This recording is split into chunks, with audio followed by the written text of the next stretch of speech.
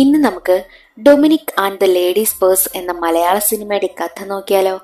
കഥയുടെ ചുരുക്കം എന്തെന്നാൽ, കളഞ്ഞു കിട്ടുന്ന ഒരു ലേഡീസ് പേഴ്സ് അത് അന്വേഷിക്കുവാനായി എത്തുന്ന ഡിറ്റക്റ്റീവ് ഓഫീസർ ആയിട്ടുള്ള ഡൊമിനിക്കും ഡൊമിനിക്കിന്റെ കൂട്ടാളിയായിട്ടുള്ള ഗൗതമും ആ ഒരു പേഴ്സിനെ കുറിച്ച് അന്വേഷിച്ചു പോകുമ്പോൾ ചുരുളഴിയുന്നത് വലിയ വലിയ സത്യങ്ങളും. അതെന്തെന്നൊക്കെ അറിയണ്ടേ?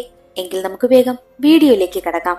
അതിനു മുൻപായിട്ട് വീഡിയോ കാണുന്ന കൂട്ടുകാർ ഒന്ന് ലൈക്ക് ചെയ്തിട്ട് കാണാൻ മറക്കരുതേ. സിനിമയുടെ തുടക്കത്തിൽ കാണിക്കുന്നത് ഒരു ഡിറ്റക്റ്റീവ് ഏജൻസിയിലേക്ക് സ്റ്റാഫിനെ എടുക്കുന്ന പരസ്യം കണ്ട് അവിടേക്ക് എത്തുന്ന ഗൗതമിനെയാണ്. ഈ ഡിറ്റക്റ്റീവ് ഏജൻസി നടത്തുന്നത് നായകനായ ഡൊമിനിക്കായിരുന്നു. ആദ്യ കാഴ്ചയിൽ തന്നെ ഗൗതമിനെ ഡൊമിനിക്കിന് ഒരുപാട് ഇഷ്ടമായി. അതുകൊണ്ട് തന്നെ തന്റെ അസിസ്റ്റന്റ് ആയിട്ട് ഗൗതമിനെ വലിയ ഇന്റർവ്യൂ ഒന്നും നടത്താതെ സെലക്ട് ചെയ്യും. അവരുടെ ആദ്യത്തെ കേസ് സോമൻ പിള്ള എന്നൊരാളിനെ കുറിച്ച് അന്വേഷിക്കലായിരുന്നു. അതിനു വേണ്ടിയിട്ട് ഗൗതമിനെയും കൂട്ടിയിട്ട് ഡൊമിനിക് ആണെങ്കിൽ ഒരു ഹോട്ടലിലേക്ക് പോകുന്ന വഴിയില് ഗൗതമാണെങ്കിൽ ഡൊമിനിക്കിനോട് ചോദിക്കുന്നുണ്ട്, സാർ എന്നെ വലിയ ഇന്റർവ്യൂ ഒന്നും നടത്താതെ ജോലിക്കെടുത്തല്ലോ, അതെന്താണെന്ന് ചോദിക്കുമ്പോൾ ഡൊമിനിക്ക് പറയുന്നത്, നിന്നെ കണ്ടപ്പോൾ തന്നെ നീ ഒരു റിച്ച് ആണെന്ന് എനിക്ക് മനസ്സിലായി. നിന്റെ ഡ്രസ്സ്, നിന്റെ ഷൂസ്, നിന്റെ ബാഗ് എല്ലാം ബ്രാൻഡഡ് ആണ്. അപ്പോൾ നിനക്ക് എത്ര ശമ്പളം തന്നാലും നീ അത് അഡ്ജസ്റ്റ് ചെയ്യുമെന്ന് എനിക്ക് മനസ്സിലായി. മാത്രമല്ല, ഞാൻ ഓടിച്ചുകൊണ്ട് നടക്കുന്നതേ എന്റെ ഹൗസ് ഓണറിന്റെ വണ്ടിയാ. നിനക്കാകുമ്പോൾ സ്വന്തമായിട്ട് ബൈക്കുണ്ട്. അപ്പോൾ നമ്മുടെ ആവശ്യത്തിന് ബൈക്കിൽ പോകാമല്ലോ എന്ന് ഞാൻ ചിന്തിച്ചു. കൂടാതെ നിന്റെ കണ്ണ് കണ്ട സമയത്ത് നിനക്ക് ഉറക്കത്തിന്റെ കുറവുണ്ടെന്ന് എനിക്ക് തോന്നി. ഉറക്കം ഒഴിഞ്ഞിരുന്ന് ജോലി ചെയ്യണം, അതാണ് നമ്മുടെ ആവശ്യമെന്നും ഡൊമിനിക്ക് പറയുന്നു. ഇതൊക്കെ കൊണ്ടാണ് ഗൗതമിനെ ഡൊമിനിക്ക് സെലക്ട് ചെയ്തതും. അപ്പോൾ ഗൗതം ചോദിക്കുന്നുണ്ട്, സാറിന്റെ റൂമിലേക്ക് വന്ന സമയത്ത് പോലീസിന്റെ വേഷത്തിലുള്ള ഒരു ഫോട്ടോ കണ്ടല്ലോ, സാറ് പോലീസിലായിരുന്നോ എന്നൊക്കെ ചോദിക്കുന്ന സമയത്ത്, അതെ, ഞാൻ പോലീസിലായിരുന്നു.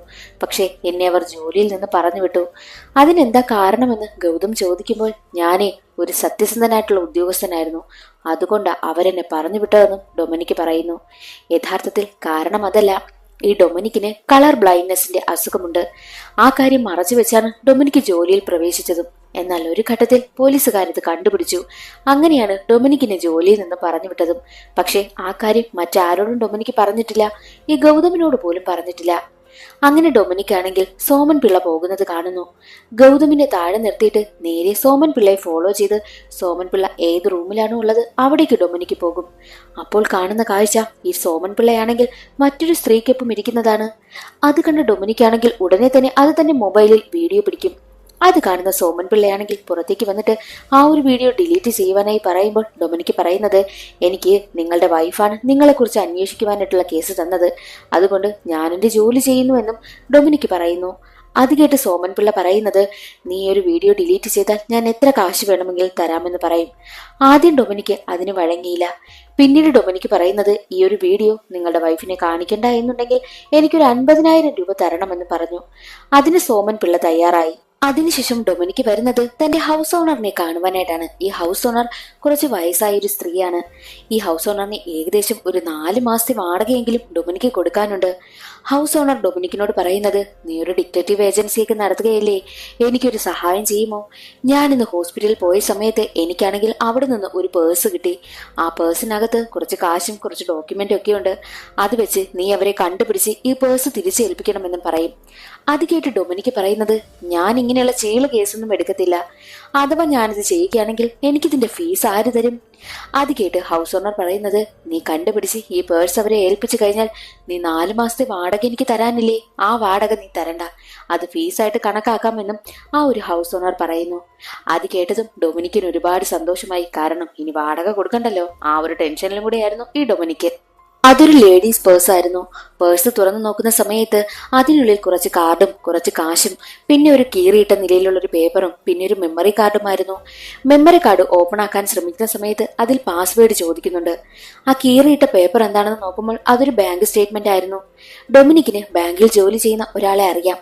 അയാളോട് തിരക്കുന്ന സമയത്ത് അത് പൂജ എന്ന പെൺകുട്ടിയുടേതാണെന്നും അവളുടെ അഡ്രസ്സും ഡൊമിനിക്കിന് പറഞ്ഞു കൊടുക്കുന്നു. അങ്ങനെ അഡ്രസ്സ് കിട്ടിയ ഡൊമിനിക്കാണെങ്കിൽ ആ ഒരു അഡ്രസ്സിലേക്ക് ചെല്ലുമ്പോൾ അവിടെ ഉണ്ടായിരുന്നത് പൂജയുടെ 2 കൂട്ടുകാരികളാണ്. ആ കൂട്ടുകാരികളോട്, ദേ, ഇത് നിങ്ങളുടെ കൂട്ടുകാരിയായ പൂജയുടെ പേഴ്സാണ്, അത് ഏൽപ്പിക്കുവാനായിട്ട് വന്നതാണെന്ന് ഡൊമിനിക്ക് പറയുമ്പോൾ കൂട്ടുകാരികൾ പറയുന്നത്, പൂജയെ 4 ദിവസമായിട്ട് കാണാനില്ല, എവിടെ പോയെന്ന് അറിയില്ല എന്നും അവർ പറയുന്നു. അത് കേട്ട് ഡൊമിനിക്കാണെങ്കിൽ പൂജയെക്കുറിച്ച് കൂടുതലായിട്ട് അന്വേഷിക്കുകയാണ്. അപ്പോൾ കൂട്ടുകാരികൾ പറയുന്നത്, ഈ പൂജയ്ക്ക് ഒരു 2 വർഷം മുൻപ് കാർത്തിക് എന്നൊരു പയ്യനുമായിട്ട് പ്രണയമുണ്ടായിരുന്നു. പക്ഷെ അവർ ബ്രേക്കപ്പ് ആയി. പൂജ കാർത്തികിനെ കാണുവാനായിട്ട് 4 ദിവസം മുൻപ് പോയി. അന്നു മുതലാണ് അവളെ കാണാതായതെന്നും കൂട്ടുകാരികൾ പറയുന്നു. പൂജയ്ക്ക് എന്തെങ്കിലും പ്രശ്നമുണ്ടോ, അല്ലാതെ വല്ല ശത്രുക്കൾ വല്ലതുമുണ്ടോ എന്ന് ഡൊമിനിക്ക് ചോദിക്കുമ്പോൾ അവർ പറയുന്നത് പൂജയുടെ പിന്നാലെ ആൽബി എന്നൊരു പയ്യൻ നടക്കുന്നുണ്ടായിരുന്നു. പക്ഷെ ആൽബിയെ പൂജയ്ക്ക് അത്ര ഇഷ്ടമേ അല്ല. അവന്റെ പ്രണയം അവൾ അക്സെപ്റ്റ് ചെയ്തില്ല എന്നുണ്ടെങ്കിൽ അവളെ കൊന്നു കളയുമെന്നൊക്കെ അവൻ ഭീഷണിപ്പെടുത്തിയിരുന്ന കാര്യവും ഈ ആൽബി ഒരു ഗുണ്ടയാണെന്നും കൂട്ടുകാരികൾ പറയുന്നു. പൂജയെക്കുറിച്ചുള്ള കാര്യങ്ങളെല്ലാം അന്വേഷിച്ച ശേഷം ഡൊമിനിക്ക് നേരെ പോകുന്നത് ഹൗസ് ഓണറിന്റെ അടുത്തേക്കായിരുന്നു. എന്നിട്ട് ഹൗസ് ഓണറിനോട് പറയും, ഈ ഒരു പേഴ്സ് പൂജ എന്ന പെൺകുട്ടിയുടേതാണ്, പക്ഷെ അവളെ 4 ദിവസം മുൻപ് കാണാതായി, എവിടെയാണെന്ന് കൂട്ടുകാരികൾക്ക് അറിയില്ല എന്നും ഡൊമിനിക്ക് പറയുന്നു. അത് കേട്ട ഹൗസ് ഓണർ പറയുന്നത്, ഒരു കാര്യം ചെയ്, നീ ഈ പൂജയെ കണ്ടുപിടിക്കണമെന്നും ഡൊമിനിക്കിനോട് ഹൗസ് ഓണർ പറയുന്നു. അത് കേട്ട് ഡൊമിനിക്ക് ചോദിക്കുന്നത്, അഥവാ ഞാനിത് കണ്ടുപിടിച്ചു കഴിഞ്ഞാൽ എനിക്ക് എന്താണിതിൽ നേട്ടമെന്നും ഡൊമിനിക്ക് ചോദിക്കുന്നു. ഡൊമിനിക്ക് ഉദ്ദേശിക്കുന്നത് ചെയ്യുന്ന ജോലിക്കുള്ള കൂലിയാണ്. പക്ഷേ ഹൗസ് ഓണർ പറയുന്നത്, കുറച്ചു ദിവസം മുൻപ് നീ എന്റെ കാർ എടുത്തുകൊണ്ട് പോയില്ലേ, എന്നിട്ട് അത് എവിടെയോ കൊണ്ടുവന്ന് ഇടിച്ചു.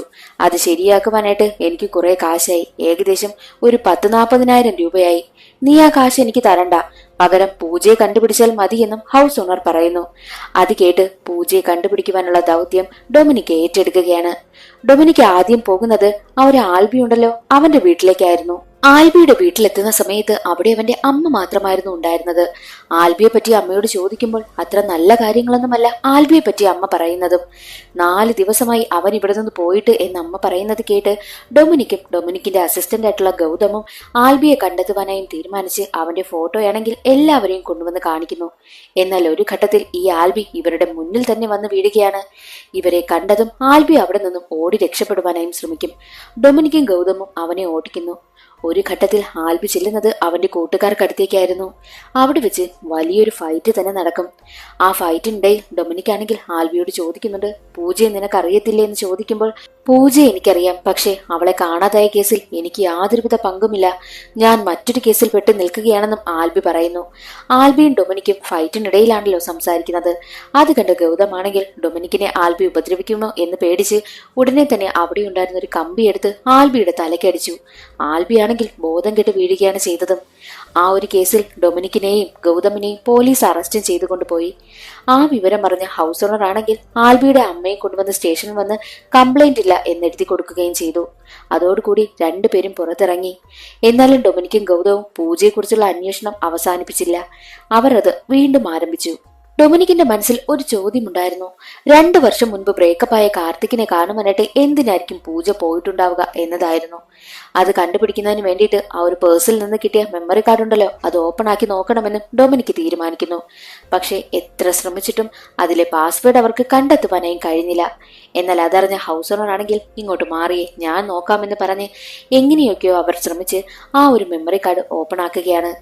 എങ്ങനെയാണിത് ഓപ്പൺ ആക്കിയതെന്ന് ഡൊമിനിക്ക് ചോദിക്കുമ്പോൾ വലിയ ബുദ്ധിയൊന്നും പ്രയോഗിച്ചില്ല. പൂജ 1 2 3 എന്നടിച്ചപ്പോൾ മെമ്മറി കാർഡ് ഓപ്പൺ ആയി. ആ മെമ്മറി കാർഡ് മുഴുവനായിട്ടും പൂജയുടെ സിംഗിൾ ഫോട്ടോസ് മാത്രമായിരുന്നു ഉണ്ടായിരുന്നത്. അതിൽ ഈ കാർത്തികിനെ സംബന്ധിക്കുന്ന യാതൊരുവിധ വിവരവും കിട്ടുന്നതേയില്ല. കാർത്തികിന്റെ ഒരു ഫോട്ടോ പോലുമില്ല. മാത്രമല്ല അതിൽ പൂജയുടെ ഒരു സെൽഫി വീഡിയോ ഉണ്ടായിരുന്നു. അത് ഇത് ഹോട്ടലിൽ വെച്ച് എടുത്തതാണെന്നും അത് കാണുമ്പോൾ തന്നെ മനസ്സിലാകും. മാത്രമല്ല അതിൽ നിന്നും ഒരു പുരുഷന്റെ ശബ്ദമൊക്കെ കേൾക്കുന്നുണ്ട്. ചിലപ്പോൾ അത് കാർത്തികിന്റേതാകാം. കാർത്തിക് വീഡിയോയിൽ വരുവാനായിട്ടും കൂട്ടാക്കുന്നതേയില്ല. മാത്രമല്ല ആ ഒരു വീഡിയോയുടെ ബാക്ക്ഗ്രൗണ്ടിലാണെങ്കിൽ ഒരു ന്യൂസ് കേൾക്കുന്നു. മൂലക്കട പഞ്ചായത്തിൽ ലൈബ്രറി ഉദ്ഘാടനം കഴിഞ്ഞു എന്നതായിരുന്നു ആ ഒരു ന്യൂസ്. അത് കേട്ട് ഡൊമിനിക്കാണെങ്കിൽ മൂലക്കട എവിടെയെന്ന് കണ്ടുപിടിക്കുവാനായും തീരുമാനിച്ചു. അത് വയനാട്ടിലുള്ള ഒരു സ്ഥലമാണെന്ന് മനസ്സിലാക്കി അവിടേക്ക് പോകും. ഈ മൂലക്കട പഞ്ചായത്ത് വയനാട് ജില്ലയിലാണെന്നും അവിടുത്തെ ലൈബ്രറി എന്നാണ് ഉദ്ഘാടനം ചെയ്തതെന്ന് നെറ്റിൽ സെർച്ച് ചെയ്ത് നോക്കുമ്പോൾ ഡിസംബർ 31, 2021 അവർക്ക് കണ്ടെത്തുവാനായും കഴിഞ്ഞു. ആ ഒരു സ്ഥലത്തെ ഹോട്ടലിലെത്തി കാർത്തികിനെയും പൂജയും പറ്റി അന്വേഷിക്കും.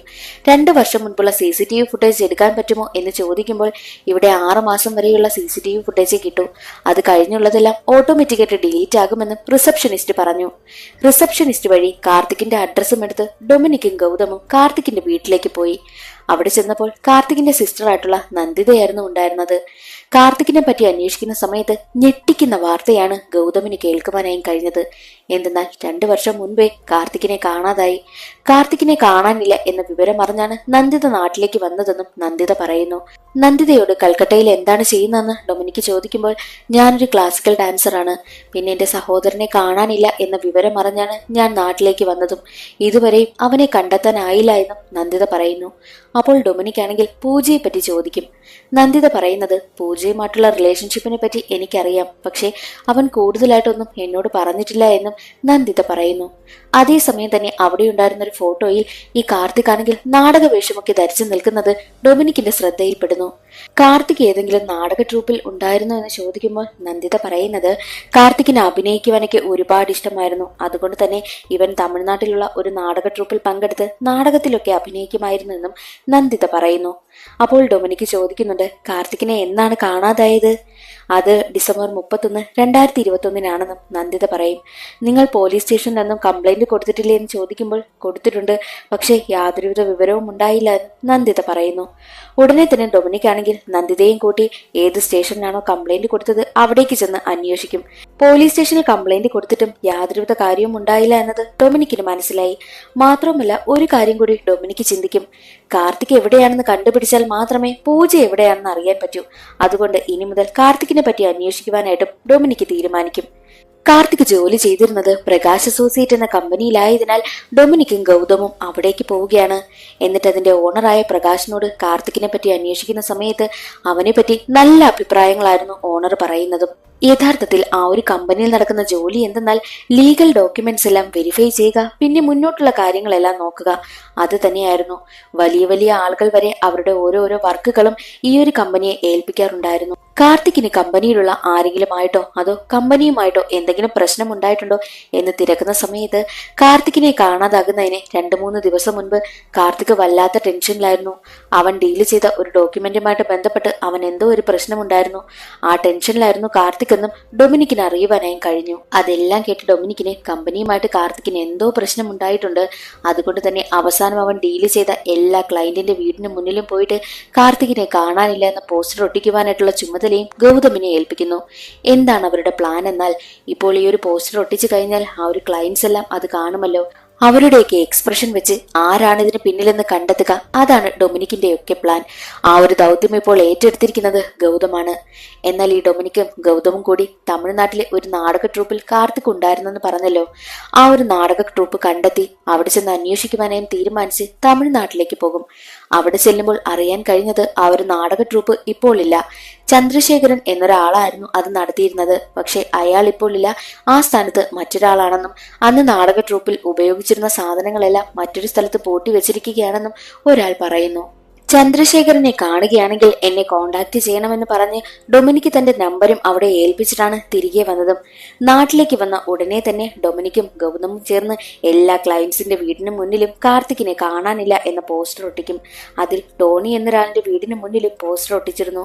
ഗൗതമിനെ കാണാനില്ല എന്ന ആ ഒരു പോസ്റ്റർ കണ്ട് ടോണിയുടെ മുഖത്ത് വരുന്ന ഭാവമാറ്റം ഡൊമിനിക്ക് ശ്രദ്ധിക്കും.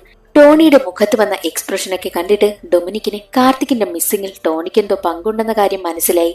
അങ്ങനെ ഡൊമിനിക്കും ഗൗതമും ചേർന്ന് ടോണിയെ ഫോളോ ചെയ്യുവാനായിട്ടും തീരുമാനിച്ചു. പക്ഷെ ഒരു ഘട്ടത്തിൽ ഈ ടോണിക്കാണെങ്കിൽ തന്നെ ആരോ ഫോളോ ചെയ്യുന്നു എന്ന കാര്യം മനസ്സിലാവുകയും ചെയ്തു. അങ്ങനെ ഇരിക്കെ ഒരു ദിവസം ഡൊമിനിക്കിന്റെ വീട്ടിലേക്ക് കാർത്തിക്കിന്റെ സഹോദരി വരികയാണ്. ഡൊമിനിക്കാണല്ലോ കാർത്തിക്കിന്റെ മിസ്സിംഗ് കേസൊക്കെ ഇപ്പോൾ അന്വേഷിക്കുന്നത്. അപ്പോൾ അന്വേഷണമൊക്കെ എന്തായി എന്ന് അറിയുവാൻ വേണ്ടിയിട്ടാണ് സഹോദരി വന്നതും. അതേസമയം തന്നെ കുറെ ഗുണ്ടകളാണെങ്കിൽ ഡൊമിനിക്കിന്റെ വീട്ടിലേക്ക് വന്നു. ഡൊമിനിക്കിനെ തല്ലുവാനായും തുടങ്ങി. ഡൊമിനിക്കാണെങ്കിൽ ചെറുത്തു നിൽക്കുവാനൊക്കെ ശ്രമിക്കുമെങ്കിലും നടക്കുന്നില്ല. ഒരു ഘട്ടത്തിൽ ഡൊമിനിക്കിനെ അവർ അടിച്ച് അവശനാക്കി. അതേസമയം തന്നെ ഡൊമിനിക്കിന് വേണ്ടിയിട്ട് ഒരു കോളും വരും. വിളിച്ചത് മറ്റാരുമല്ല, ടോണിയായിരുന്നു. നീ എന്നെ കുറിച്ച് അന്വേഷിച്ച് നടക്കുകയാണെന്ന് എനിക്ക് മനസ്സിലായി. ദേ എന്റെ പിന്നാലെ വന്നാൽ ആ കാർത്തിക് കാണാതെ പോയതുപോലെ നീയും കാണാതാകുമെന്നായിരുന്നു ടോണി പറഞ്ഞതും. ടോണിയുടെ ആ ഒരു സംസാരം കൂടിയായപ്പോൾ കാർത്തിക്കിന്റെ മിസ്സിംഗ് കേസിൽ ടോണിക്ക് നല്ല പങ്കുണ്ട് എന്ന കാര്യം ഡൊമിനിക്ക് ഉറപ്പുവരുത്തി. അതിനുശേഷം ടോണിയെ കുറിച്ച് കൂടുതൽ അന്വേഷിക്കുവാനായും തീരുമാനിച്ച് പ്രകാശ് അസോസിയേറ്റ് എന്ന കമ്പനിയിലേക്കാണ് ഡൊമിനിക്ക് പോകുന്നതും. അവിടെ വെച്ച് പ്രകാശിന്റെ ഒരുപാട് ഫോട്ടോസ് ഡൊമിനിക്ക് കാണുന്നു. പ്രകാശ് അവാർഡ് വാങ്ങുന്ന ഒരു ഫോട്ടോയുടെ ഫ്രെയിം ചെയ്തു വെച്ചിരുന്നു. അത് ഡിസംബർ 31 എടുത്ത ഫോട്ടോയാണ്. എന്നാൽ ജനുവരി 1 മറ്റൊരു ഫോട്ടോയും ഉണ്ടായിരുന്നു. പക്ഷെ ഡിസംബർ 31 എടുത്ത ആ ഒരു അവാർഡ് വാങ്ങുന്ന ഫോട്ടോയിൽ പ്രകാശിന്റെ നെറ്റിയിൽ ഒരു മുറിവുമില്ല. പക്ഷെ ജനുവരി 1 ഒരു ഫോട്ടോയിൽ പ്രകാശിന്റെ നെറ്റിയിൽ ഒരു മുറിവുണ്ട്. അതെന്താണെന്ന് കണ്ടുപിടിക്കുവാനായിട്ടും ഡൊമിനിക്ക് തീരുമാനിക്കും. പക്ഷെ ഡൊമിനിക്ക് വന്ന വിവരമാണെങ്കിൽ പ്രകാശിന് മനസ്സിലായി. പ്രകാശ് അവിടെ ഇല്ല എന്ന് മറ്റൊരു സ്റ്റാഫിനോട് കള്ളം പറഞ്ഞ് ഡൊമിനിക്കിനോട് പറയിക്കുന്നു. അതോടുകൂടിയായപ്പോൾ ഡൊമിനിക്കിന് ഈ ഒരു പ്രകാശും ടോണിയും തമ്മിൽ എന്തെങ്കിലും ബന്ധം കാണുമോ എന്നൊരു ചിന്തയും ഡൊമിനിക്കിന്റെ മനസ്സിൽ വരികയാണ്. അതിനുശേഷം ഡൊമിനിക്കും ഗൗതമും നേരെ പോകുന്നത് പൂജയുടെ പാലക്കാട്ടുള്ള വീട്ടിലേക്കാണ്. അവിടെ പൂജയുടെ അമ്മ മാത്രമാണുള്ളത്. ഡൊമിനിക്കാണ് പൂജയുടെ മിസ്സിംഗ് കേസ് അന്വേഷിക്കുന്നതെന്നും അമ്മയോട് പറഞ്ഞു. അമ്മയാണെങ്കിൽ വല്ലാത്തൊരു മാനസികാവസ്ഥയിലായിരുന്നു. അവസാനമായി പൂജയോട് എന്താണ് സംസാരിച്ചത് എന്ന് ഡൊമിനിക്ക് ചോദിക്കുമ്പോൾ അതൊരു 4 ദിവസം മുൻപാണ്, ജനുവരി 10 അന്ന് മോളെന്നെ വിളിക്കുന്ന സമയത്ത് അവൾ ബസ് സ്റ്റാൻഡിലാണെന്ന് പറഞ്ഞാണ് അവൾ കോള് കട്ട് ചെയ്തതെന്നും അമ്മ പറയുന്നു. പൂജ എവിടെയാണെന്ന് ഞാൻ ഉറപ്പായും കണ്ടെത്തുമെന്നും പറഞ്ഞ് അവളുടെ പേഴ്സും അമ്മയെ ഏൽപ്പിച്ചിട്ടാണ് ഡൊമിനിക് അവിടെ നിന്ന് പോകുന്നതും. പൂജയെ കണ്ടെത്തണമെങ്കിൽ കാർത്തി എവിടെയാണെന്ന് അറിയണം.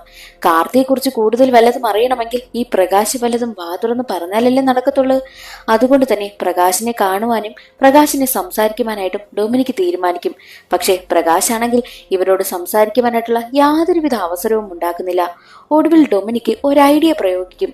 ഒരു സ്ത്രീ വഴി എങ്ങനെയെങ്കിലും ഡൊമിനിക് ഇരിക്കുന്ന സ്ഥലത്തേക്ക് ഈ ഒരു പ്രകാശിനെ കൊണ്ടുവരുത്തിക്കുകയാണ്. പ്രകാശ് ഒട്ടും പ്രതീക്ഷിച്ചില്ല അത് ഈ ഡൊമിനിക്കിന്റെ പ്ലാൻ ആയിരിക്കുമെന്ന്. ഡൊമിനിക് ആണെങ്കിൽ പ്രകാശിനെ പിടികൂടി അവനെ ഒരുപാട് വിരട്ടും. എന്നിട്ട് അവസാനം തോക്കു ചൂണ്ടി വിരട്ടി സത്യം പറഞ്ഞില്ലെങ്കിൽ നിന്നെ കൊന്നു കളയുമെന്നും ഡൊമിനിക് പറഞ്ഞു. ഒരു ഘട്ടത്തിൽ പ്രകാശ് ആണെങ്കിൽ എല്ലാ സത്യവും തുറന്നു പറയുവാനായും തീരുമാനിച്ചു. പ്രകാശ് പറയുന്നത് എന്തെന്നാൽ കാർത്തിക് ആണെങ്കിൽ റിസൈൻ ചെയ്യുവാനായി തീരുമാനിച്ചിരുന്ന സമയം കാർത്തിക്കിന്റെ കൈവശം ഒരു ഫയൽ ഉണ്ടായിരുന്നു. അത് ടോണിയുടെ കമ്പനിക്ക് എതിരായിട്ടുള്ള ഒരു ലീഗൽ ഡോക്യുമെന്റ്സ് ആയിരുന്നു. അത് സബ്മിറ്റ് ചെയ്തു കഴിഞ്ഞാൽ ഉറപ്പായിട്ടും അത് ടോണിയുടെ കമ്പനിയെ നെഗറ്റീവായിട്ട് തന്നെ ബാധിക്കും. ആ ഒരു ഫയലുമായിട്ട് ഒരു പാർട്ടി നടക്കുന്ന സ്ഥലത്തേക്ക് കാർത്തിക് വന്നിരുന്നു. അവിടെ ഈ പ്രകാശമുണ്ട്. എന്നാൽ വന്ന കാർത്തിക് ആണെങ്കിൽ പ്രകാശിനെയും ടോണിയെയും ഒരുമിച്ച് കാണും. അതൊരിക്കലും കാർത്തിക് പ്രതീക്ഷിച്ച കാര്യമല്ല. കാർത്തിക്കിന്റെ കൈവശമുള്ള ആ ഒരു ഫയലുണ്ടല്ലോ, അത് കോർട്ടിൽ സബ്മിറ്റ് ചെയ്തു കഴിഞ്ഞാൽ അത് പ്രകാശിനെയും ടോണിയെയും ഒരുപോലെ തന്നെ ബാധിക്കും. അവരുടെ ബിസിനസ് സാമ്രാജ്യം തകർന്ന് തരിപ്പണമാകും. അതുകൊണ്ട് തന്നെ കാർത്തിക്കിനോട് ആ ഫയൽ പ്രകാശിനെ ഏൽപ്പിക്കുവാനായിട്ട് പ്രകാശ് പറഞ്ഞു. പക്ഷെ അതൊന്നും കേൾക്കാതെ ആ ഫയലുമായി അവൻ ബൈക്ക് എടുത്തു പോകും. ടോണിയും പ്രകാശും കാർത്തിക്കിനെ ഫോളോ ചെയ്തു. എന്നാൽ നല്ല സ്പീഡിന് പോവുകയായിരുന്ന കാർത്തികിന്റെ ബൈക്കാണെങ്കിൽ മറ്റൊരു വണ്ടിയുമായി കൂട്ടിയിടിച്ച് അടുത്തുണ്ടായിരുന്ന പുഴയിലേക്കാണ് ബൈക്കുമായിട്ട് അവൻ വീണതും. പിന്നീട് അവന് എന്ത് സംഭവിച്ചെന്ന് നമുക്കറിയത്തില്ല. അന്ന് സംഭവിച്ചത് ഞങ്ങൾ കരുതിക്കൂട്ടി ഒന്നും ചെയ്തതല്ല. അതവന്റെ വണ്ടി മറ്റൊരു വണ്ടിയുമായി കൂട്ടിയിടിച്ചതാണല്ലോ. അവനെ കൊല്ലണമെന്നൊന്നും ഞങ്ങൾക്കൊരു ഉദ്ദേശവുമില്ല. അവന്റെ കൈവശം ഇരിക്കുന്ന ഫയല് മാത്രം ഞങ്ങൾക്ക് കിട്ടിയാൽ മതിയായിരുന്നുവെന്നും പ്രകാശ് പറയുന്നു. പക്ഷെ അതെല്ലാം കേട്ടുകൊണ്ടിരുന്ന ഗൗതം പറയുന്നത്, സാർ എനിക്കൊരു സംശയം. അന്ന് കാർത്തിക്കിന്റെ ബൈക്ക് ആക്സിഡന്റ് സംഭവിച്ച് പുഴയിൽ പോയെന്നല്ലേ പറഞ്ഞത്? 2 വർഷമായിട്ടും ഇതുവരെയും പുഴയിൽ നിന്ന് ഡെഡ് ബോഡിയോ അവന്റെ ബൈക്കോ ഒന്നും തന്നെ കണ്ടെത്തിയിട്ടില്ല. അപ്പോൾ അവൻ ജീവനോടെയുണ്ടോ മരിച്ചോ എന്നുള്ള കാര്യമൊന്നും ഉറപ്പില്ലല്ലോ. പിന്നെ പൂജ 4 ദിവസം മുൻപാണ് കാർത്തിക്കിനെ കാണുവാനായിട്ടെന്ന് പറഞ്ഞ് അവിടെ നിന്ന് പോയിട്ടുള്ളതും. അപ്പോൾ ഇതിലെന്തോ കുഴപ്പമില്ലേ? പിന്നെ ഈ പ്രകാശ് പറഞ്ഞത് സത്യമാണെങ്കിൽ ആ ഒരു പുഴയിൽ ഉറപ്പായിട്ടും കാർത്തിക്കിന്റെ ബൈക്കും അവന്റെ ഡെഡ് ബോഡിയും കാണാൻ സാധ്യതയുണ്ടെന്നും ഗൗതം പറഞ്ഞു. ഉടനെ തന്നെ ഡൊമിനിക്കും ഗൗതവും പോലീസ് സ്റ്റേഷനിൽ അത് റിപ്പോർട്ട് ചെയ്തു. അങ്ങനെ പോലീസുകാരാണെങ്കിൽ ആ ഒരു പുഴയിൽ തിരച്ചിൽ നടത്തും. അവിടെ നിന്നും കാർത്തിക്കിന്റെ ബൈക്ക് കിട്ടുകയാണ്. കൂടാതെ ഒരു കല്ലിൽ കെട്ടി താഴ്ത്തിയ നിലയിൽ ഒരു ചാക്കും കിട്ടും. ആ ചാക്ക് തുറന്നു നോക്കുമ്പോഴാണ് എല്ലാവരും ഞെട്ടിപ്പോകുന്നത്. അതിനുള്ളിൽ ഒരു ഡെഡ് ബോഡി ആയിരുന്നു. എന്നാൽ ഡൊമിനിക്കൊക്കെ കരുതുന്നത് കാർത്തിക്കിന്റെ ഡെഡ് ബോഡിയാകും അതെന്നല്ലേ. പക്ഷേ അല്ല, അവിടെയാണ് ഒരു ട്വിസ്റ്റ്. പുഴയിൽ നിന്ന് കിട്ടിയ ആ ചാക്കിനുള്ള ഡെഡ് ബോഡി ആരുടേതെന്നാൽ 4 ദിവസം മുൻപ് കാണാതായ പൂജയുടേതായിരുന്നു. ആ ഡെഡ് ബോഡി കണ്ടതും ഡൊമിനിക്കിന്റെ മനസ്സിൽ ഒരുപാട് ചോദ്യങ്ങൾ ഉണ്ടാവുകയാണ്. കാർത്തിക് അപ്പോൾ എവിടെയായിരിക്കാമെന്നും ഡൊമിനിക്ക് ചിന്തിക്കും. അതിനുശേഷം ഡൊമിനിക് ആണെങ്കിൽ പൂജയുടെ അമ്മയെ വിളിക്കും. അന്ന് അമ്മയെ കാണാൻ ചെന്ന സമയത്ത് അമ്മയാണെങ്കിൽ പൂജ ഒരു ലിങ്ക് വാട്സപ്പിൽ അയച്ചു കൊടുത്തിരുന്നു. അത് ഓപ്പൺ ആക്കുവാനായി പറ്റിയില്ല എന്ന കാര്യം പറഞ്ഞത് ഡൊമിനിക്കിന് ഓർമ്മ വന്നതിനാലാണ് അമ്മയെ വിളിക്കുന്നതും. എന്നിട്ട് പൂജ അവസാനമായി അയച്ചു കൊടുത്ത ആ ഒരു ലിങ്ക് ഡൊമിനിക്കിന് അയച്ചു കൊടുക്കുവാനായും പറഞ്ഞു. അങ്ങനെ ലിങ്ക് കിട്ടിയ ഡൊമിനിക് അത് ഓപ്പൺ ആക്കി നോക്കുമ്പോൾ കാണുന്നത് കാർത്തിക്കിന്റെ സഹോദരിയായ നന്ദിതയുടെ ഡാൻസ് പെർഫോമൻസിന്റെ വീഡിയോ ആയിരുന്നു. അത് കാണുന്ന ഡൊമിനിക്കിന് ഒരു കാര്യം മനസ്സിലായി. അപ്പോൾ 4 ദിവസം മുൻപ് പൂജ കാണുവാനായി പോയത് മിക്കവാറും കാർത്തിക്കിനെ ആയിരിക്കില്ല, ചിലപ്പോൾ നന്ദിതയെ ആയിരിക്കാമെന്ന് ചിന്തിച്ച് ഉടനെ തന്നെ നന്ദിതയുടെ വീട്ടിലേക്ക് പോകും. അവിടെ നന്ദിതയുടെ ജോലിക്കാരനുണ്ടായിരുന്നു. ജോലിക്കാരനെ കണ്ട ഡൊമിനിക് ആണെങ്കിൽ പൂജയുടെ ഫോട്ടോ കാണിച്ചു കൊടുത്തിട്ട് ഈ പെൺകുട്ടിയെ എന്നെങ്കിലും നിങ്ങൾ ഇവിടെ കണ്ടിട്ടുണ്ടോ എന്ന് ചോദിക്കുമ്പോൾ വേലക്കാരൻ പറയുന്നത്, ഞാനിവിടെ വർഷങ്ങളായി ജോലി ചെയ്യുകയാ, പക്ഷെ ഇതുവരെയും ഈ ഫോട്ടോയിൽ കാണുന്ന പെൺകുട്ടിയെ ഞാൻ ഇവിടെയൊന്നും കണ്ടിട്ടില്ല എന്നും അയാൾ പറയുന്നു. അതിനുശേഷം ഡൊമിനിക് ആണെങ്കിൽ നന്ദിതയുടെ അടുത്തേക്ക് എത്തി. എന്നിട്ട് പറയുന്നത് പുഴയിൽ നിന്നും ഒരു ഡെഡ് ബോഡി കിട്ടിയിരുന്നു, പക്ഷെ അത് കാർത്തികിന്റേതല്ല എന്ന് പറയുമ്പോൾ അത് കേട്ട് നന്ദിതയ്ക്ക് ഒരുപാട് സമാധാനമാകും. ഇന്നവന്റെ പിറന്നാളാ, കാർത്തിക് എവിടെയെങ്കിലും ജീവനോടെ ഉണ്ടായിരിക്കുമല്ലേ എന്ന് നന്ദിത ഡൊമിനിക്കിനോട് പറയുന്നു. അതിനുശേഷം ഇന്ന് ഞാൻ പായസം വെച്ചു, ഞാൻ പായസം തരട്ടെ എന്ന് പറഞ്ഞ് അവൾ പായസം എടുക്കുവാനായിട്ട് ഫ്രിഡ്ജ് തുറക്കുന്നു. എന്നാൽ ആ ഫ്രിഡ്ജിനുള്ളിൽ ഒരാളുടെ ഡെഡ് ബോഡി ഇരിക്കുന്നതായി കാണിക്കും. അത് മറ്റാരുമല്ല, പലിശക്കാരന്റെ ഡെഡ് ബോഡിയായിരുന്നു. മുൻപ് ഈ കാർത്തിക് ആണെങ്കിൽ ഒരാളുടെ കയ്യിൽ നിന്നും ഒരുപാട് തുക കടം വാങ്ങിയിരുന്നു. പക്ഷെ അവനാണെങ്കിൽ തിരിച്ചു കൊടുക്കാത്തതിനാൽ ഈ പലിശക്കാരനാണെങ്കിൽ നന്ദിതയെ ഒരുപാട് ടോർച്ചർ ചെയ്യുമായിരുന്നു. അവസാനം ഇനി കാർത്തിക് കാശ് കൊടുത്തില്ല എന്നുണ്ടെങ്കിൽ നന്ദിത അയാളോടൊപ്പം ചെല്ലണമെന്ന് പറഞ്ഞിരുന്നു. അതിന്റെ ദേഷ്യം നന്ദിതയുടെ മനസ്സിലുണ്ടായിരുന്നു. തന്നെ ശല്യം ചെയ്യുകയായിരുന്ന ആ ഒരു പലിശക്കാരനെ നയത്തിൽ വീട്ടിലേക്ക് വിളിച്ചു വരുത്തി. എന്നിട്ട് അയാൾക്ക് പായസത്തിൽ വിഷം കലർത്തി കൊടുത്ത് അയാളെ കൊന്നു. ആ ഡെഡ് ബോഡിയാണ് ഫ്രിഡ്ജിൽ വെച്ചിരിക്കുന്നതും. പക്ഷെ ഡൊമിനിക് ആണെങ്കിൽ അത് കണ്ടില്ല. ഡൊമിനിക്ക് കാണാത്ത വിധമാണ് നന്ദിത ഫ്രിഡ്ജ് തുറന്നതും ഫ്രിഡ്ജിലിരുന്ന പായസം എടുത്ത് ഡൊമിനിക്കിന് കൊടുക്കുന്നതും. ഈ പലിശക്കാരന് കൊടുക്കാൻ വെച്ചിരുന്ന അതേ പായസം തന്നെയാണ് ദേ ഇപ്പോൾ ഡൊമിനിക്കിന് കൊടുക്കുവാനായും പോകുന്നതും. ഡൊമിനിക്കിനെ എങ്ങനെയെങ്കിലും ഇല്ലാതാക്കുക, അത് തന്നെയാണ് നന്ദിതയുടെ ലക്ഷ്യവും. പായസം വാങ്ങിയ ഡൊമിനിക് ആണെങ്കിൽ എന്ത് തോന്നിയെന്നറിയത്തില്ല, ആ പായസം കുടിക്കത്തില്ല. എന്നിട്ട് ഡൊമിനിക് ആണെങ്കിൽ നന്ദിതയോട് ചോദിക്കുന്നുണ്ട്, നിങ്ങളെപ്പറ്റി അന്വേഷിച്ച സമയത്ത് 15 വയസ്സ് വരെയുള്ള ഡീറ്റെയിൽസേ ഞങ്ങൾക്ക് കിട്ടിയുള്ളൂ. 15 വയസ്സിന് ശേഷം നിങ്ങൾക്ക് എന്താണ് സംഭവിച്ചത് എന്ന് ചോദിക്കുമ്പോൾ നന്ദിത പറയുന്നത്, 15 വയസ്സിന് ശേഷം എന്റെ ഹാർട്ടിനൊരു പ്രശ്നമുണ്ടായിരുന്നു. അതിന്റെ ഓപ്പറേഷൻ എല്ലാം കഴിഞ്ഞതിന് ശേഷം കാർത്തികിനെയും കൂട്ടി ഞാൻ നേരെ ചന്ദ്രശേഖർ എന്ന ആളുടെ അടുത്ത് വന്നു. തമിഴ്നാട്ടിലുള്ള ആ ഒരു നാടക ട്രൂപ്പ് നടത്തിയിരുന്നില്ലേ, അയാളുടെ കാര്യമാണ് നന്ദിത പറയുന്നത്. അങ്ങനെ കാർത്തിക്കും നന്ദിതയും തമിഴ്നാട്ടിലുള്ള ചന്ദ്രശേഖരന്റെ നാടക ട്രൂപ്പിൽ ചേർന്നു. അതിനുശേഷം ക്ലാസിക്കൽ ഡാൻസ് ഒക്കെ പഠിച്ച നന്ദിതയാണെങ്കിൽ കൊൽക്കത്തയിലേക്ക് പോയി. ഏകദേശം ഒരു 3 വർഷം അവിടെ നിന്നു. കാർത്തിക്കിനെ കാണാനില്ല എന്നറിഞ്ഞതിനു ശേഷമാണ് നാട്ടിലേക്ക് വന്നതും. 2 വർഷമായി താനിപ്പോൾ നാട്ടിലുണ്ടെന്നും നന്ദിത പറയുന്നു. അപ്പോൾ ഈ ഡൊമിനിക്ക് ചോദിക്കുന്നത്, നിങ്ങൾ പൂജയെ കണ്ടിട്ടില്ല എന്ന് പറഞ്ഞു, സത്യം പറ, പൂജയെ നിങ്ങൾ കണ്ടിട്ടില്ലേ എന്ന് ചോദിക്കുമ്പോൾ ഇല്ല, ഞാൻ കണ്ടിട്ടേ ഇല്ല എന്നും അവളെക്കുറിച്ച് പറഞ്ഞറിവ് മാത്രമേ ഉള്ളൂ എന്ന കാര്യത്തിലും നന്ദിത ഉറച്ചു നിൽക്കുന്നു. അപ്പോൾ ഡൊമിനിക്ക് ചോദിക്കുന്നത്, പൂജയെ കാണാതായിട്ട് 4 ദിവസം കഴിഞ്ഞു. ഈ 4 ദിവസത്തിന് മുൻപ് പൂജ ഇവിടേക്കല്ലേ വന്നത് എന്ന് ചോദിക്കുന്ന സമയത്ത് അവളാണെങ്കിൽ ആ ഒരു കാര്യത്തിൽ തന്നെ ഉറച്ചു നിൽക്കും. പൂജയെ കണ്ടിട്ടേയില്ല, തനിക്ക് പറഞ്ഞറിവ് മാത്രമേ ഉള്ളൂ എന്നാണ് അവൾ ഉറച്ചു നിൽക്കുന്നതും. എന്നാൽ ഡൊമിനിക്ക് ചോദിക്കുന്നത്, അവസാനമായിട്ട് പൂജ അവളുടെ അമ്മയ്ക്ക് അയച്ചു കൊടുത്തത് നിങ്ങളുടെ ഡാൻസിന്റെ വീഡിയോ ആണല്ലോ എന്ന് ചോദിക്കുമ്പോൾ അത് കേട്ട നന്ദിത പറയുന്നത്, അത് ചിലപ്പോൾ എന്റെ ഏതെങ്കിലും ഡാൻസ് പെർഫോമൻസിന്റെ വീഡിയോ റെക്കോർഡ് ചെയ്ത് അയച്ചു കൊടുത്തതായിരിക്കാം. അല്ല, നിങ്ങൾ ഈ ചോദിക്കുന്നതൊക്കെ കേട്ട് കഴിഞ്ഞാൽ ഞാനാണ് പൂജയെ കൊന്നതുപോലെയാണല്ലോ എന്നൊക്കെ നന്ദിത ദേഷ്യപ്പെടും. അതേസമയം തന്നെ ഡൊമിനിക്കിനൊരു ഫോൺ കോൾ വരും. മുൻപ് ഡൊമിനിക് ആണെങ്കിൽ തമിഴ്നാട്ടിലെ ആ ചന്ദ്രശേഖരനെ കാണുവാനായിട്ട് പോയല്ലോ, നാടക ട്രൂപ്പ് നടത്തുന്ന. ചന്ദ്രശേഖരൻ വരികയാണെങ്കിൽ എന്റെ നമ്പറിൽ വിളിക്കണമെന്ന് പറഞ്ഞ് ഒരു നമ്പർ മറ്റൊരാളിനെ ഏൽപ്പിച്ചിട്ടാണല്ലോ അന്ന് ഡൊമിനിക്ക് വന്നതും. അങ്ങനെ തിരിച്ചു വന്ന ചന്ദ്രശേഖരനാണെങ്കിൽ ഡൊമിനിക്കിന്റെ നമ്പർ കിട്ടി ഡൊമിനിക്കിനെ കോണ്ടാക്ട് ചെയ്യും. എന്തിനാണ് നിങ്ങൾ എന്നോട് സംസാരിക്കണമെന്ന് ആവശ്യപ്പെട്ടത് എന്ന് ആ ചന്ദ്രശേഖരൻ ചോദിക്കുമ്പോൾ ഡൊമിനിക്ക് പറയുന്നത്, നിങ്ങൾക്ക് കാർത്തികിനെ പറ്റി അറിയാമോ എന്ന് ചോദിക്കുമ്പോൾ ചന്ദ്രശേഖരൻ പറയുന്നത്, അറിയാം, അവൻ നല്ല പയ്യനായിരുന്നു. എന്റെ നാടകത്തിന്റെ ലീഡ് റോൾ അവനായിരുന്നു. അവന്റെ അച്ഛൻ മരിച്ചതിൽ പിന്നെ അവൻ ഫുൾ ടൈം ഇവിടെ തന്നെയായിരുന്നു വളർന്നതെല്ലാം. അവന്റെ ചേച്ചി നന്ദിത 15 വയസ്സിൽ ഹാർട്ടിന് കംപ്ലൈന്റ് വന്ന് മരണപ്പെട്ടു. അതിനുശേഷം കാർത്തിക വല്ലാത്തൊരവസ്ഥയിലായിരുന്നെന്നും ചന്ദ്രശേഖരൻ പറയുന്നു. അത് കേട്ടതും ഡൊമിനിക്ക് ഞെട്ടിപ്പോയി. എന്താ പറഞ്ഞത്? കാർത്തികിന്റെ സഹോദരി നന്ദിത 15 വയസ്സിൽ മരണപ്പെട്ടെന്നോ? അപ്പോൾ ഞാൻ ദേ നിൽക്കുന്നത് അവന്റെ ചേച്ചി നന്ദിതയ്ക്കടുത്താ. നിങ്ങൾ എന്താ പറയുന്നത് എന്ന് ചോദിക്കുമ്പോൾ അതിനൊരു വഴിയുമില്ല. 15ാമത്തെ വയസ്സിൽ നന്ദിത മരണപ്പെട്ടു. ഞാനാ നന്ദിതയെ അടക്കം ചെയ്തതെന്നും ചന്ദ്രശേഖരൻ പറയുന്നു. ഒരിക്കലും ഡൊമിനിക്കിന് വിശ്വസിക്കാൻ പറ്റാത്ത കാര്യമായിരുന്നു ചന്ദ്രശേഖരന്റെ വായിൽ നിന്ന് കേട്ടത്. നന്ദിത മരിച്ചതിൽ പിന്നെ കാർത്തിയുടെ അവസ്ഥ വളരെ മോശമായിരുന്നു എന്ന് പറഞ്ഞ് ചന്ദ്രശേഖരൻ മറ്റൊരു കാര്യം കൂടി പറഞ്ഞു. നമ്മുടെ നാടകത്തിലെ പെൺവേഷം കിട്ടുന്നതിന് കാർത്തിക്ക് വലിയ താല്പര്യമായിരുന്നു. സ്ത്രീയായിട്ട് വേഷമിടുന്നതും അതുപോലെ അഭിനയിക്കുന്നതുമൊക്കെ കാർത്തിക്ക് വലിയ താല്പര്യമായിരുന്നു എന്നുള്ളൊരു സത്യവും ചന്ദ്രശേഖരൻ തുറന്നു പറയുന്നു. അതെല്ലാം കേട്ട ഡൊമിനിക്കിന് ഒരു കാര്യം മനസ്സിലായി. അതാണ് ഈ കഥയിലെ ഏറ്റവും വലിയ ട്വിസ്റ്റ്. എന്തെന്നാൽ 15ാമത്തെ വയസ്സിൽ കാർത്തിയുടെ സഹോദരിയായ നന്ദിത മരിച്ചു പോയല്ലോ.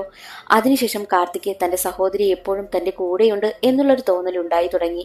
മാത്രവുമല്ല, നാടകത്തിലൊക്കെ അഭിനയിക്കുന്ന സമയത്ത് പെൺവേഷം കിട്ടുന്നതിനോടാണല്ലോ കാർത്തിക്ക് ഏറ്റവും കൂടുതൽ താല്പര്യം. പതിയെ പതിയെ കാർത്തിയാണെങ്കിൽ നന്ദിതയായി മാറി. നന്ദിതയായിട്ട് ജീവിക്കുവാനായി ആരംഭിച്ചു. അങ്ങനെ ഇരിക്കെയാണ് 2 വർഷം മുൻപ് കാർത്തിക്ക് ഒരു ആക്സിഡന്റ് സംഭവിച്ച് കാർത്തി പുഴയിലേക്ക് വീണതും. ആ ഒരു അവസരം കാർത്തി മുതലെടുത്തു. താൻ മരിച്ചുവെന്ന് വരുത്തി തീർത്തു. എന്നിട്ട് നന്ദിതയായി വേഷം മാറി നന്ദിതയായി ജീവിക്കുവാനായും തുടങ്ങി. അത്രയും അവസരമെല്ലാം മുതലെടുത്ത് ഇപ്പോൾ നന്ദിതയായി ജീവിക്കുകയാണല്ലോ കാർത്തി. തന്നോടൊപ്പം ഉള്ളത് നന്ദിതയായി മാറിയ കാർത്തിയാണെന്ന് ഡൊമിനിക്കിന് മനസ്സിലായി. ഡൊമിനിക്ക് ഉടനെ തന്നെ കാർത്തിയോട് ചോദിക്കും, നിന്നെ അന്വേഷിച്ചു വന്ന പൂജയെ നീ എന്തിനാണ് കൊന്നു കളഞ്ഞത്? അത് കേട്ട നന്ദിതയായി മാറിയ കാർത്തി പറയുന്നത്, ഞാൻ യഥാർത്ഥത്തിൽ നന്ദിതയല്ല കാർത്തിയാണെന്നുള്ള കാര്യം പൂജ കണ്ടുപിടിച്ചിരുന്നു. അവളത് മനസ്സിലായത് കൊണ്ടാണ് 4 ദിവസം മുൻപ് എന്നെ അന്വേഷിച്ച് അവൾ ഇവിടെ വന്നത്. വന്ന അവളാണെങ്കിൽ എന്നെ കാർത്തി കാർത്തി എന്ന് വിളിക്കുന്നത് എനിക്ക് ഒട്ടും ഇഷ്ടമായതേയില്ല. ഞാൻ അവളെ അടിച്ചു. അവൾ മരണപ്പെട്ടുപോയി. ഞാനും എന്റെ വേലക്കാരനും കൂടി ചേർന്നാണ് അവളെ ചാക്കിൽ കെട്ടി പുഴയിൽ താത്തിയതെന്നും കാർത്തി പറയുന്നു. അതെല്ലാം കേട്ട ഡൊമിനിക്ക് പറയുന്നത്, 15ാമത്തെ വയസ്സിൽ നന്ദിത മരണപ്പെട്ടു. നീ കാർത്തിയാണ്, അല്ലാതെ നീ നന്ദിതയല്ല, നീ കാർത്തി തന്നെയാണ് എന്ന് പറയുമ്പോൾ കാർത്തി കാർത്തി എന്ന് പറയുന്നത് കേട്ട് കാർത്തിക്ക് യഥാർത്ഥത്തിൽ ദേഷ്യം വന്നു. അവൻ അങ്ങനെ പറയുന്നത് ഇഷ്ടമല്ലല്ലോ, നന്ദിതയായി മാറിയിരിക്കുകയാണല്ലോ അവൻ. അത് കേട്ട് ദേഷ്യം വന്ന കാർത്തിയാണെങ്കിൽ ഡൊമിനിക്കിനെ തല്ലും. കാർത്തിക്ക് കൂട്ടായിട്ട് കാർത്തിയുടെ വീട്ടിലുള്ള ആ ഒരു ജോലിക്കാരനുണ്ടല്ലോ, അയാളും കൂടെ ചേരുകയാണ്. ഡൊമിനിക്കിനെ ഒരുപാട് ഉപദ്രവിക്കുന്നു. മാത്രമല്ല അവിടെയുണ്ടായിരുന്നൊരു കത്തി കൊണ്ട് ഡൊമിനിക്കിന് ഒരുപാട് പരിക്കുകൾ ഏൽപ്പിക്കുകയും ചെയ്തു. അകത്ത് നടക്കുന്ന ശബ്ദമെല്ലാം കേട്ട് പുറത്തുണ്ടായിരുന്ന ഗൗതമാണെങ്കിൽ അകത്തേക്ക് വന്ന് നോക്കിയപ്പോൾ പരിക്ക് പറ്റി കിടക്കുന്ന ഡൊമിനിക്കിനെയാണ് കാണുന്നത്. ഉടനെ തന്നെ തന്റെ കൈവശമുണ്ടായിരുന്ന തോക്കെടുത്ത് ചൂണ്ടുമ്പോൾ രണ്ടുപേരും വിരണ്ടു പോകും. ആ വേലക്കാരനും കാർത്തിയും അവിടെ നിന്ന് ഇറങ്ങി ഓടുകയും ചെയ്തു. അത് കാണുന്ന ഡൊമിനിക്ക് പറയുന്നത്, നീ എന്തായി കാണിക്കുന്നത്? അത് വെറും കളിത്തോക്ക. എത്രയും വേഗം എന്നെ ഹോസ്പിറ്റലിൽ എത്തിക്കേ, ഇല്ല എന്നുണ്ടെങ്കിൽ ഞാൻ ചത്തുപോകുമെന്നും ഡൊമിനിക്ക് പറഞ്ഞു. ഉടനെ തന്നെ ഗൗതമാണെങ്കിൽ ഡൊമിനിക്കിനെ ഹോസ്പിറ്റലിലും എത്തിച്ചു. അത് കഴിഞ്ഞ് കുറെ നാളുകൾക്ക് ശേഷം ഡൊമിനിക്കിനെയാണ് കാണിക്കുന്നത്. ഡൊമിനിക് ആണെങ്കിൽ തന്റെ യൂട്യൂബ് ചാനലിൽ പോസ്റ്റ് ചെയ്യുവാൻ വേണ്ടിയിട്ടുള്ള ഒരു വീഡിയോ ഷൂട്ട് ചെയ്യുകയാണ്. നന്ദിത എന്ന പേരിൽ കാർത്തിക് ചെയ്തു കൂട്ടിയ കുറ്റങ്ങളെല്ലാം ഇപ്പോൾ ഡൊമിനിക് വഴി തെളിഞ്ഞിരിക്കുന്നല്ലോ. കാർത്തികിനെ അറസ്റ്റും ചെയ്തല്ലോ. ഇപ്പോൾ ഡൊമിനിക് ആണെങ്കിൽ നന്ദിത എന്ന പേരിൽ കാർത്തിക് താമസിച്ച ആ ഒരു വീടിന് മുന്നിലെത്തി തന്റെ കണ്ടെത്തലുകളെല്ലാം പറഞ്ഞുകൊണ്ട് ഒരു വീഡിയോ യൂട്യൂബിൽ പോസ്റ്റും ചെയ്യുന്നു. അതോടുകൂടി സിനിമയുടെ കഥ അവിടെ അവസാനിക്കുകയാണ്. ഇന്നത്തെ ഈ ഒരു വീഡിയോ എല്ലാവർക്കും ഇഷ്ടമായെന്ന് കരുതുന്നു.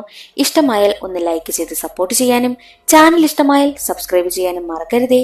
അടുത്തൊരു സിനിമയുടെ കഥയിൽ കാണാം. അതുവരെ എല്ലാ കൂട്ടുകാർക്കും ബൈ.